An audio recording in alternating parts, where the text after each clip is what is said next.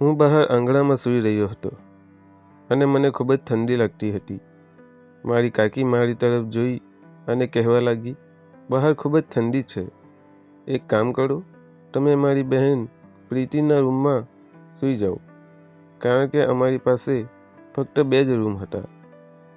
મારી કાકીની વાત સાંભળી હું તેમને કહી શકતો નથી હું કેટલો ખુશ હતો.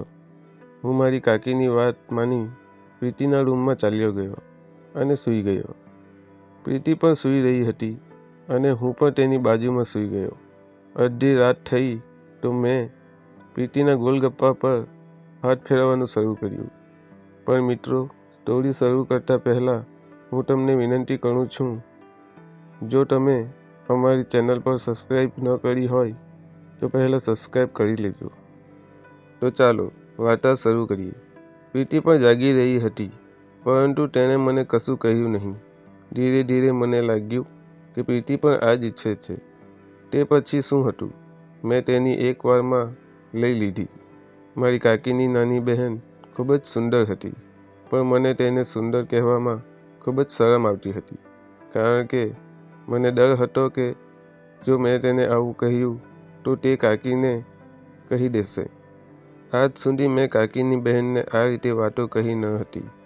અમારું સંયુક્ત કુટુંબ હતું. મારા પિતા અને કાકા ખેતીનું કામ કરતા હતા અને તેઓ મોટે ભાગે ખેતરમાં રહેતા હતા. મારી કાકી અને મારી માતા ઘરે રહેતા હતા. મારી કાકીને એક પુત્ર હતો જે લગભગ 6 વર્ષનો હતો. મારી કાકીની 2 બહેનો હતી. કાકી 28 વર્ષની હતી અને તેની નાની બહેન લગભગ 24 વર્ષની હતી. કાકીની બહેન પર તો હું કાકાના લગ્ન દિવસે મારું હૃદય ગુમાવી બેઠો હતો. અમે સાંજે ખોરાક ખાતા હતા. તે જ સમયે કાકીએ મને કહ્યું, રાજુનો જન્મદિવસ છે અને તેની માસી અહીં આવવાની છે. બસ કોઈ તેને લઈ આવે. મેં કાકીને પૂછ્યું કે કાકી, તમારા પરિવારને પણ આવવાનું છે? કાકીએ કહ્યું, ના, પપ્પાની તબિયત સારી નથી, તેથી માતા તેમને છોડી આવી શકે નહીં. પરંતુ મારી નાની બહેને કહ્યું કે મારા એકમાત્ર ભાણેજનો જન્મદિવસ છે, તો હું ચોક્કસપણે આવીશ. જ્યારે તે બસ સ્ટેન્ડ પર આવશે ત્યારે તમે તેને લેવા માટે જશો. તેમને તમારો નંબર આપ્યો છે. તે તમને બસ સ્ટેન્ડ પર આવીને બોલાવશે. હું તમને કહી શકતો નથી કે તે સમયે હું કેટલો ખુશ અનુભવી રહ્યો હતો. હું ઝડપથી ખાઈ અને મારા રૂમમાં ગયો. મારો પોતાનો સુંદર પેન્ટ શર્ટ કાઢી ઇસ્ત્રી કરવાનું શરૂ કર્યું, કારણ કે આજે હું કાકીના બહેનને આકર્ષિત કરવાનો હતો. હું તેને લાંબા સમયથી પસંદ કરતો હતો, પરંતુ મને ખબર ન હતી કે તે મને પસંદ કરે છે કે નહીં, કે મેં તેને ક્યારેય તેના વિશે પૂછ્યું નહીં, કારણ કે મારી અંદર આટલી હિંમત ન હતી. પછી હું આતુરતાથી તેના કોલની રાહ જોતો હતો. હું ઈચ્છતો હતો કે તે મને ઝડપથી બોલાવે અને હું ભાગતો તેની પાસે જઈશ અને ગળે લગાવું, પરંતુ ગળે લગાડવું હું ફક્ત મારા સપનામાં જ વિચારી શકું છું. ખરેખર હું કંઈ કરી શકતો નહીં. મેં ઝડપથી મારા કપડાં ઇસ્ત્રી કર્યા અને બાથરૂમમાં સ્નાન કરવા ગયો. આમ તો હું મારો ફોન બાથરૂમની બહાર રાખતો હતો, પરંતુ આજે હું એટલો ખુશ હતો કે હું મારો ફોન બાથરૂમમાં જ લઈ ગયો, કારણ કે મને ડર હતો કે જો તે મને ફોન કરશે અને મારો ફોન મારી પાસે ન હોય તો તે ગુસ્સે ન થાય અને ફોન કરી અને કાકીને ના કહે. તેથી જ મેં ફોનને બાથરૂમમાં લીધો. હું ઝડપથી સ્નાન કર્યા પછી કપડાં પહેરીને બહાર આવ્યો. આજે મેં એક મોંઘો પરફ્યુમ લાવ્યો હતો, જેનો ઉપયોગ મેં એકવાર પણ કર્યો ન હતો. મારા જન્મદિવસ પર તે પરફ્યુમ મને મારા મિત્રએ ભેટમાં આપ્યું હતું, જે મેં આજે કાકીની બહેન માટે લગાવ્યું હતું, કારણ કે કાકીની બહેન મારા માટે ખાસ હતી, પરંતુ તેની સાથે ક્યારેય મેં વાત કરી ન હતી. પણ આજે મને તેની સાથે વાત કરવાનો મોકો મળવાનો હતો. હું પૂરી રીતે તૈયાર હતો. જ્યારે મને નવા નંબર પરથી ફોન આવ્યો, હું જાણતો હતો કે આ કોનો નંબર છે, કારણ કે કાકીની બહેન સિવાય કોઈ મને ફોન કરી શકે નહીં. તેથી મેં ઝડપથી ફોન ઉપાડ્યો. જલ્દીથી મેં કહ્યું, હેલો. આગળથી એક મીઠો અવાજ સાંભળીને હું સમજી ગયો કે તે ખરેખર કાકીની બહેન હતી. તેણે કહ્યું, તમે સમીર બોલી રહ્યા છો? મેં કહ્યું, હા. તેણે કહ્યું, હું સ્ટેન્ડ પર આવી ગઈ છું. તમે આવો અને મને લઈ જાઓ. આ સાંભળીને મને ખબર નહીં કે મને શું થયું. મેં કહ્યું, તમે રાહ જુઓ, હું હમણાં જ થોડા સમયમાં આવું છું. તેણે કહ્યું, ઠીક છે. આ કહીને તેણે ફોન બંધ કરી દીધો.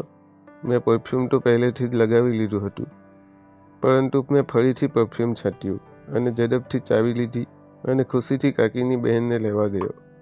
મને ખૂબ આનંદ થઈ રહ્યો હતો, કારણ કે આજે ઘણા સમય પછી તેની બહેનને જોવાનો હતો. કાકીના લગ્ન પછી હું હોસ્ટેલના અભ્યાસ માટે બીજા શહેરમાં ગયો અને ત્યાંથી હું ઘણા વર્ષે પછી ઘરે આવ્યો. આના કારણે હું તેને મળી શક્યો નહીં અને ના અમે એકબીજાનો નંબર લીધો હતો, જેથી અમે ફોન પર વાત કરી શકીએ. આને કારણે હું ખૂબ જ ખુશ હતો. તે સમયે મારી ખુશીની કોઈ સીમા ન હતી. જ્યારે હું બસ સ્ટેશન પર પહોંચ્યો તો મારી કાકીની બહેનને જોયા પછી મારું તો ત્યાં જ છટકી ગયું, કારણ કે તે આટલી સુંદર દેખાતી હતી કે હું કહી શકતો નથી. તેની કદ બહુ મસ્ત હતી. તે ખૂબ સુંદર દેખાતી. તેનું શરીર ભરેલું હતું. તેના ગોલગપ્પા તો બહાર સુધી આવી રહ્યા હતા. તેની કમર એકદમ પતલી હતી. તેણે લાલ ડ્રેસ પહેર્યો હતો, જેમાં તે આગ લગાડી રહી હતી. તેણે તો મારા હોશ ઉડાવી દીધા હતા. હું તેની તરફ જોતો જ રહ્યો. તે દૂધથી પણ સફેદ હતી. મેં ક્યારેય આટલી સુંદર છોકરી જોઈ ન હતી. હું તેની પાસે ગયો અને તેની બેગ પકડી અને તેને બાઇક પર બેસવાનું કહ્યું. મેં તેનો સામાન મારી સામે મૂક્યો અને થોડો પાછળ ખસ્યો અને તે મારી પાછળ બેસી.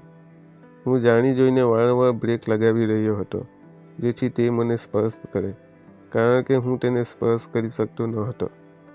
મેં તેને બાઇકના કાચમાંથી જોઈ રહ્યો હતો.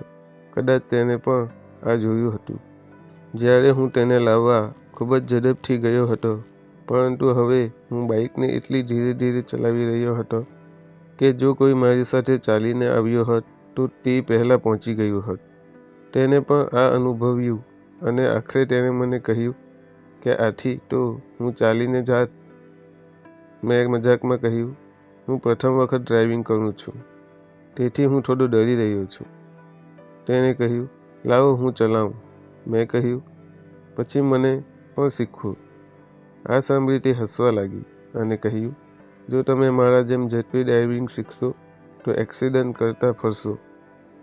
આ વાતે તો મારું હસવું અટકતું ન હતું અને તે પણ હસતી હતી, અને હસતી વખતે તે વધુ સુંદર દેખાતી હતી. મેં કહ્યું, તમારું સ્મિત ખૂબ જ સુંદર છે.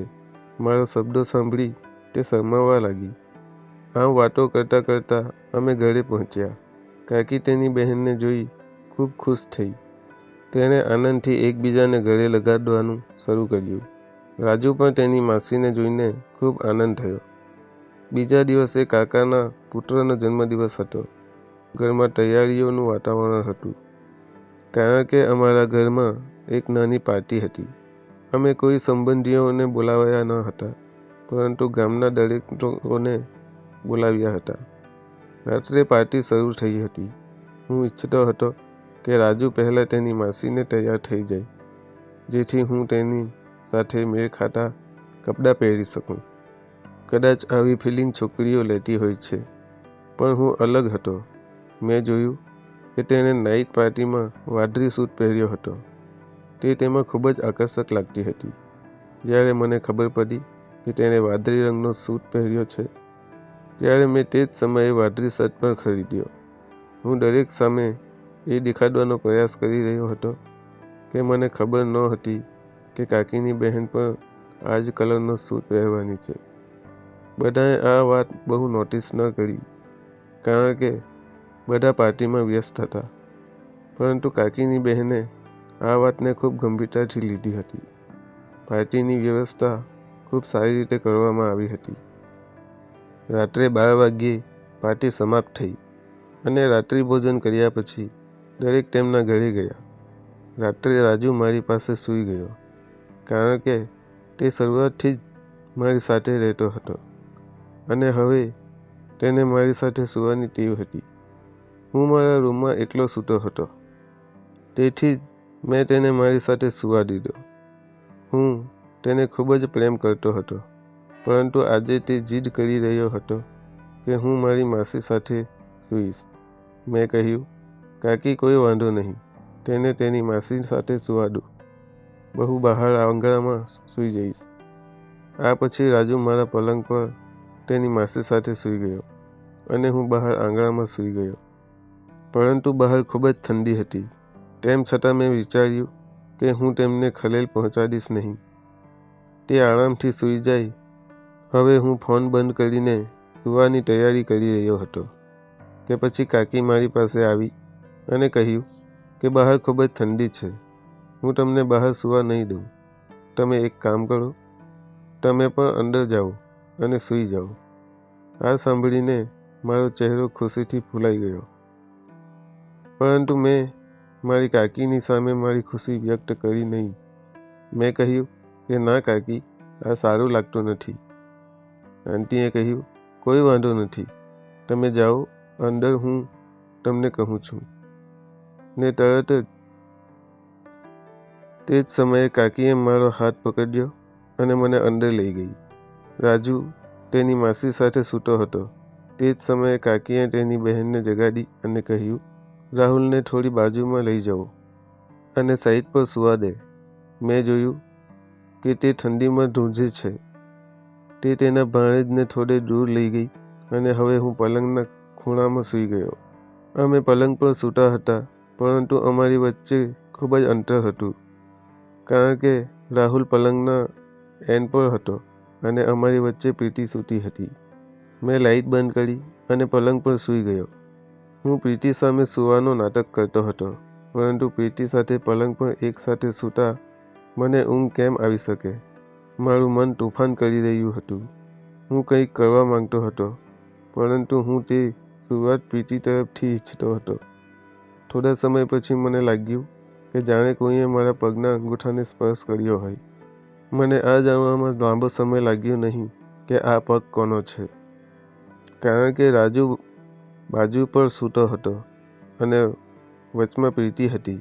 જ્યારે તેને મારી સાથે આવી હરકત કરી, મારી તો અંદર કંઈક થવા લાગ્યું. કોઈપણ રીતે હું જાગતો હતો અને આ હલચલને મેં મહેસૂસ કરી લીધી હતી. મેં જોયું કે કોઈ વારંવાર મારા પગના અંગૂઠાને સ્પર્શ કરે છે. મને તે ખૂબ સારું લાગ્યું. તે સમયે મારા આખી શરીરમાં આગ લાગી ગઈ હતી. મેં જાણી જોઈને સૂવાનો ઢોંગ કરવાનું શરૂ કર્યું. પછી મેં મારી લાગણીઓ પર કાબૂ રાખીને પ્રીતિને ચાદર પર ઝડપથી હાથ મૂક્યો. મેં મારો હાથ તેની ચાદર પર એવી રીતે મૂક્યો કે તેને લાગે કે હું ઊંઘમાં આ બધું કરી રહ્યો છું. જે રીતે તે મારા પગને સ્પર્શ કરી રહી હતી, મને ખબર હતી તે સૂતી નથી પણ જાગે છે. મેં ધીમે ધીમે તેનો હાથ ક્યાં હતો તે સમજવાનો પ્રયત્ન કર્યો અને ટૂંક સમયમાં જ મને તેનો હાથ મળી ગયો. મેં મારા હાથથી તેના હાથ સહેલાવવાનું શરૂ કર્યું, કારણ કે હું પહેલી હરકત તેની પાસે કરાવવા માંગતો હતો. આમ તો હું જે વિચારતો હતો તે જ થતું હતું, પરંતુ જ્યારે તે ફરી અને મને ગળે લગાવી લીધો ત્યારે મેં આશ્ચર્ય થયું. જ્યારે તેણે મને ગળે લગાડ્યો, મારું આખું શરીર ધ્રુજવા લાગ્યું. હું કહી શકતો નથી કે તે સમયે મારી લાગણીઓને કેવી રીતે નિયંત્રિત કરું. આમ તો હું પણ એક છોકરો જ હતો, પરંતુ મારે મારી લાગણીઓને નિયંત્રણમાં રાખવી પડે તેમ હતી. કદાચ હવે તે પણ તેની લાગણીઓને કાબૂમાં કરી શકતી ન હતી અને તે એવી હરકત કરી બેઠી જેના કારણે મેં પણ હોશ ગુમાવી દીધો અને તેના ગોલગપ્પા પર હાથ રાખી બેઠો. તે પણ ના કહેતી ન હતી અને તે રીતે પ્રીતિએ મને એ સુખ આપ્યું જેની હું તેની પાસેથી ઈચ્છા રાખતો હતો. મને ખૂબ જ ખુશી મળી રહી હતી અને પ્રીતિ પણ ખૂબ જ ખુશ હતી. અમે આખી રાત સાથે સૂતા રહ્યા. બીજા દિવસે તેને તેના ઘરે જવું હતું. મારું હૃદય કરી ન રહ્યું હતું કે હું તેને મોકલું, તેથી મેં જીદ કરી અને તેને એક અઠવાડિયા માટે રોકી લીધી. એક અઠવાડિયામાં અમે ખૂબ મસ્તી કરી અને એક અઠવાડિયા પછી તે તેના ઘરે ચાલી ગઈ. હું મારા જીવનમાં તે એક અઠવાડિયાને ભૂલી શકતો નથી, કારણ કે આ અઠવાડિયે તેણે મને ખૂબ જ આનંદ આપ્યો હતો, જે હું ક્યારેય ભૂલી શકતો નથી. જે દિવસે મને નોકરી મળી તે દિવસે હું ખૂબ જ ખુશ હતો, કારણ કે હું મારી કાકીની બહેન સાથે લગ્ન વિશે વાત કરવા વિશે વિચારતો હતો. એક દિવસ મેં મારી કાકીને કહ્યું, કાકી, હું તમારી બહેનને ખૂબ જ પ્રેમ કરું છું અને તેની સાથે લગ્ન કરવા માંગુ છું. મારી કાકીને આ અંગે કોઈ વાંધો ન હતો, કારણ કે મને સારી નોકરી મળી ગઈ હતી અને મારો પગાર પણ ખૂબ સારો હતો. કાકીએ તેના ઘરે વાત કરી અને તે પણ માની ગયા. હવે 1 મહિના પછી અમારા લગ્ન છે. અમે બંને ખૂબ ખુશ છીએ અને હવે અમે વધુ મજા લઈએ છીએ. મિત્રો, આશા છે કે તમને આ વાર્તા ગમી હશે. તો વિડીયોને લાઈક કરો અને ચેનલને